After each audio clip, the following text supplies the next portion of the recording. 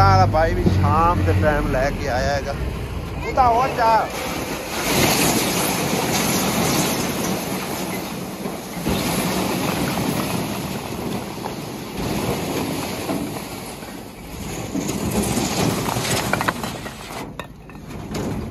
ਉਹ ਦੋ ਇੱਟਾਂ ਉੱਤੇ ਰਹਿ ਗਈਆਂ ਆ ਵੈਜੇ ਪਿਛਾਂ ਵੀ ਪਈਆਂ ਨੇ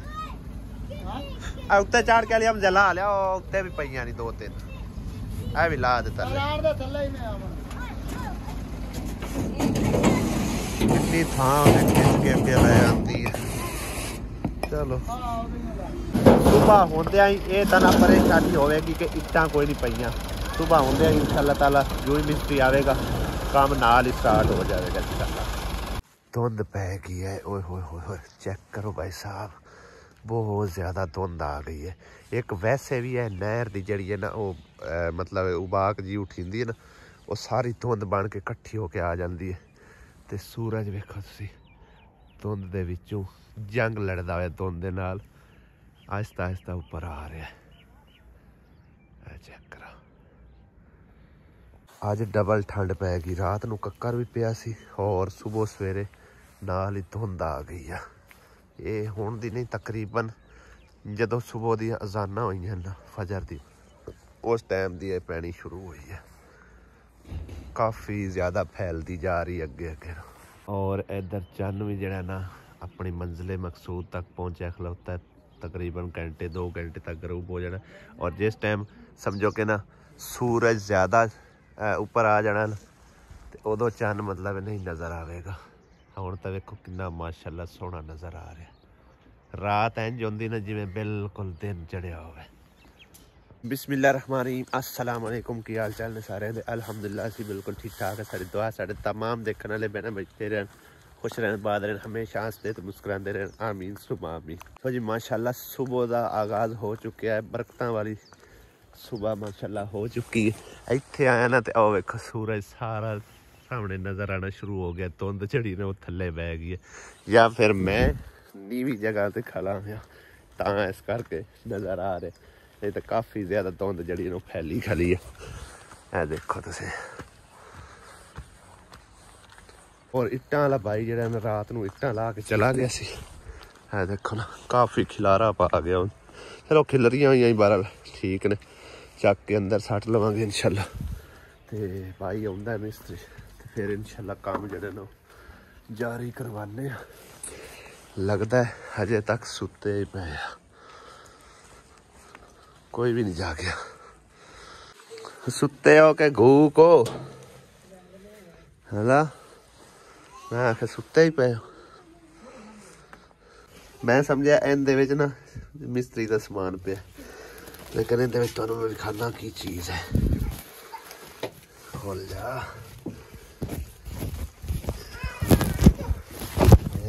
भाई साहब ए देखो ओ देखो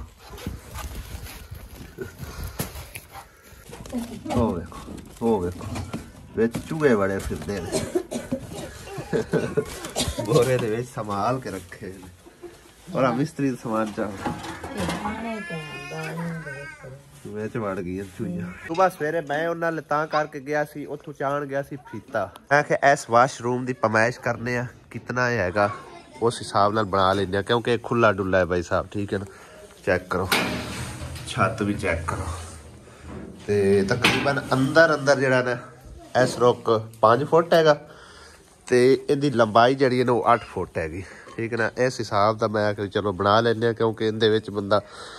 सकून नाल बह के कपड़े भी धो सकता है नहा धो भी सकता है ठीक है ना देखो शावर भी लगा सारा जिहड़ा ना जबरदस्त किस्म का बनया होया मतलब खुला डुला बनया होया पहले हालांकि ये मैनू काफ़ी सारे भैन भाई ये आंदे हैं बई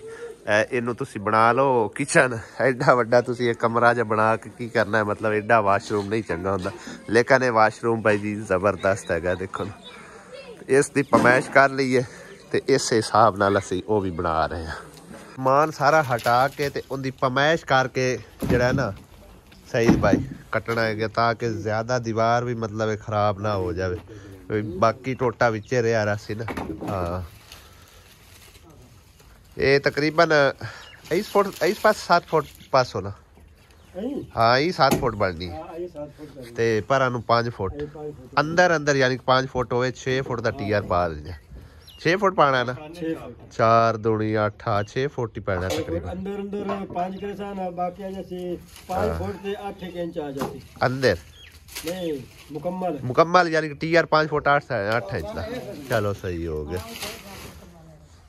ले समान इत्थे पिया रहन देना फिर चा के इत्थों दे फिर उतों ही दे आहो इंदे वार भाई मुकम्मल करके ना ते फिर तुसी ओनू शुरू कर लेना हां ओदी कटाई करके ओनू शुरू कर लेना मैं ले आना छत दा समान उंदा भी ते इसदा भी काम जरा ध्यान नाल हाथ पैर बचा के हम अल्हम्दुलिल्लाह शुरू हो चुके हैं और मैं और जाके छत का समान जड़ा ना वाशरूम का भी और दूसरा किचन वाला है तो किचन का दरवाज़ा तो कल इन्होंने आख के मंगवा लिया सी बाकी वाशरूम का दरवाज़ा है वह भी लैके आना बाकी पमाइश लै ली सारी वो भी समान लैके आते तो तकरीबन कल नूं भाई ज़हीर वालों फोन करांगे भी शाम को कर देवांगे फोन उन्होंने सारा समान वगैरह लिखा दिसा जो भी इत्थे लगना है ठीक है ना वो ले आवेंगे इत्थे नाले तो बोर करांगे पंप का तो नाले जरा ना इदी वाशरूम की जी तैयारी श्यारी नाल मुकम्मल कर देवांगे इंशाल्लाह ए बच्चा जी नूं कल 6 वजी हैगी अई और मुँह करी अई और करी मुँह और आता मुँह कर छोटा जो जख्म होया अल्लाह कीता बड़ी बचत हो गई है वजया ना चूल्हे दे विच डिग्गा हैगा ते उंदे विच अग भी कोई ना शुक्र है अग दूसरे चूल्हे च भी बलदी है अल्लाह दा बड़ा करम होया हैगा देजकियां नाल पिया चाह पींदा गडवियां नाल पानी पींदा होदा और मां केडी बेदर्दी है कि बिल्कुल आखे परवाह ही कोई नहीं कीती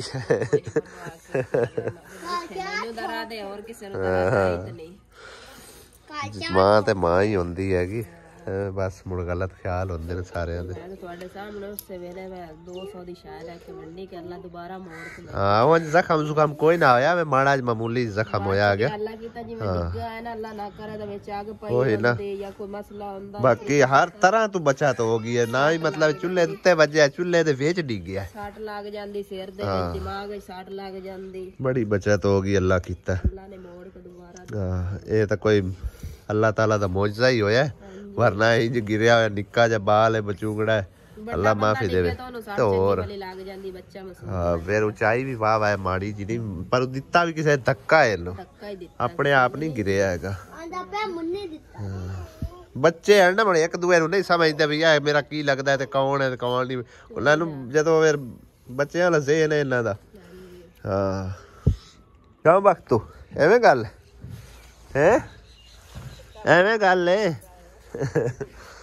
बैठा होया तू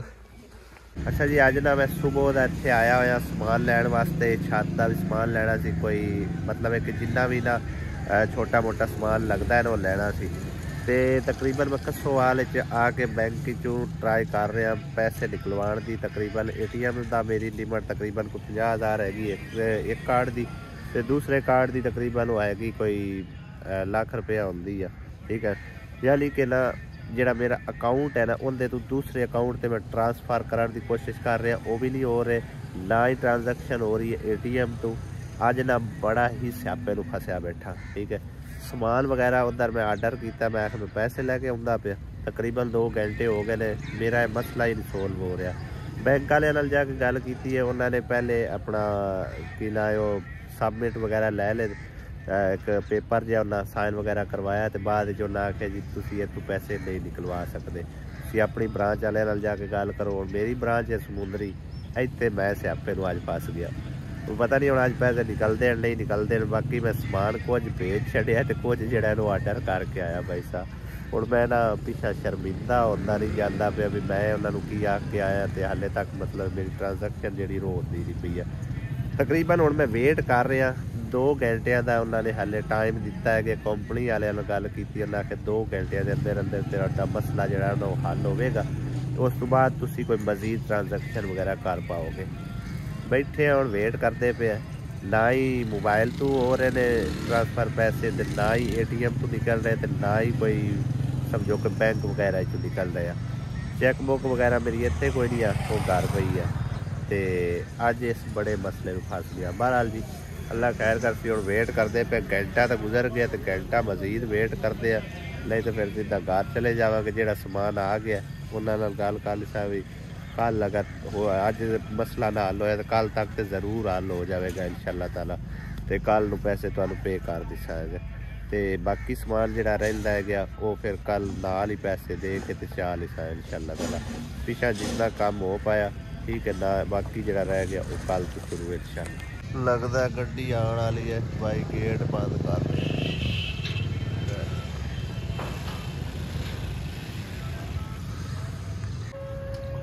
अलर्ट हो जाता है उस टाइम, या ही गड्डी किधरे नेड़े तेड़े हो गए ना उस टाइम अलर्ट देंगे। इन्होंने बंद पूछने कोई नहीं, 4-5 मिनट वेट नहीं कर सकते। खतरनाक जरूर इन्होंने सफ़र करना समझो कि ना। देखो ना मोटरसाइकिल उत्तों लगा रहे ने ट्रेन की पटड़ी से, खुदा ना खास्ता यकदम आ जाए तो फिर मिनट एक जड़ा ना वो नहीं समझो कि बंदे मिलता।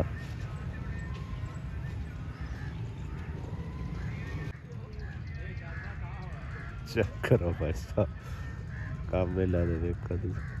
उठा के तो रंग लगा रहे। गड्डी ना हुण बिल्कुल करीब आ चुकी, सामने लाइट तो नज़र आ रही होनी, फिर भी नहीं लोग खलो रहे भाई साहब।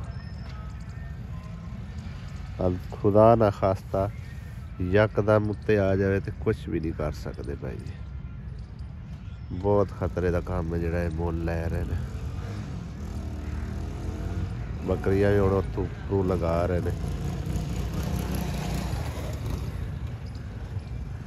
इन्होंने तो पता लग गया भी हम आ गई करीब, हट गए।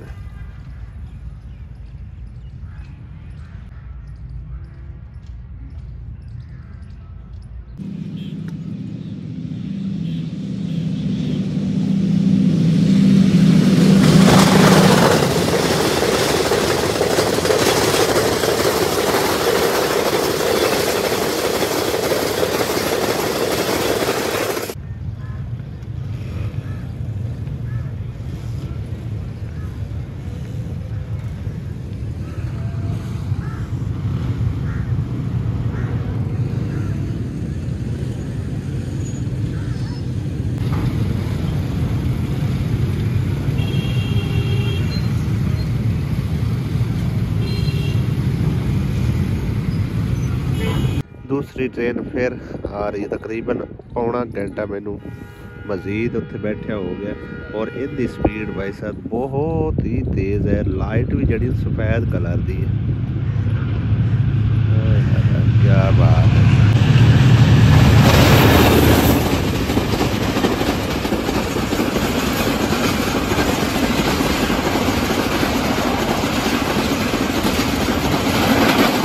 दो घंटे इंतज़ार करने तो बाद भाई साहब फिर दोबारा एक बार आया और 1000 रुपया कट के दिता है। मजीद 5000 की ट्रांजैक्शन करने